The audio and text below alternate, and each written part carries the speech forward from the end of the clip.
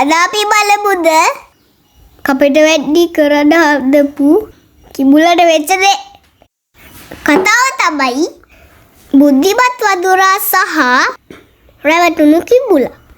එක ගඟක් අසල ඉතා ලස්සන පළතුරු ගසක් තිබුණා.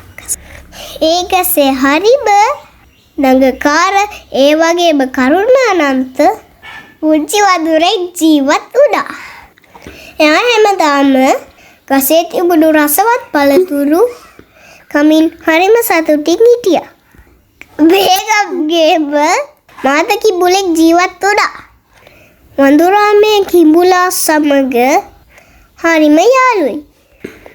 දවසක් කිඹුලා වඳුරාගෙන් මෙහෙම ඇහුවා. යාළුවේ, ඔයා කන රස පළතුරු ටික මටත් දෙනවද? වඳුරා හරිම හිත හොඳ කෙනෙක්.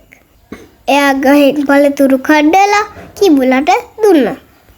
දවසින් දවස මේ දෙන්නා යාළු වුණා. ඒ දවසක් කිඹුලට නපුරු අදහසක් ආවා.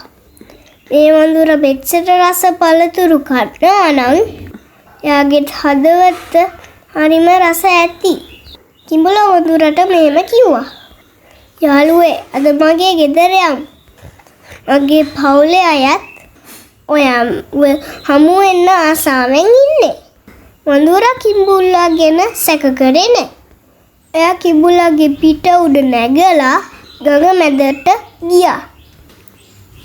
ගඟ මැදදී කිඹුලා සැබෑ අදහස කිව්වා. මට ඔයාව මගේ පවුලේ අයට පෙන්නන්න නෙවෙයි ඕනේ. මට ඕනේ ඔයාගේ හදවතට කන්න.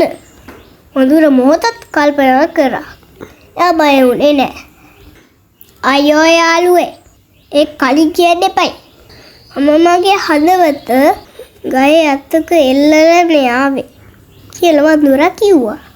එහෙනම් ඉක්මනින් ගිහින් ඒ කරන් එමු කියලා කිඹුලා ආපහු ගහ පැත්තට පීනුවා. ගසට කිට්ටු වූ සෙමින් වඳුරා වේගෙන් ගහට පැනගත්තා. අනේ කිඹුලෝ, කවදාරි හදවතක් ගහක තියලා ඉන්න පුළුවන්ද? මම ඔයා විශ්වාස කළා. ඒත් ඔයා මට කරේ ලොකු ද්‍රෝහිකමක් කියලා වඳුරා hina වුණා. පාඩම අපිට හානි කරන්න උත්සාහ කරන කෙනෙකුගෙන් බේරෙන්න නම් ඉවසීමෙන් උපක්‍රමශීලීව වැඩ කරන්න ඕනේ.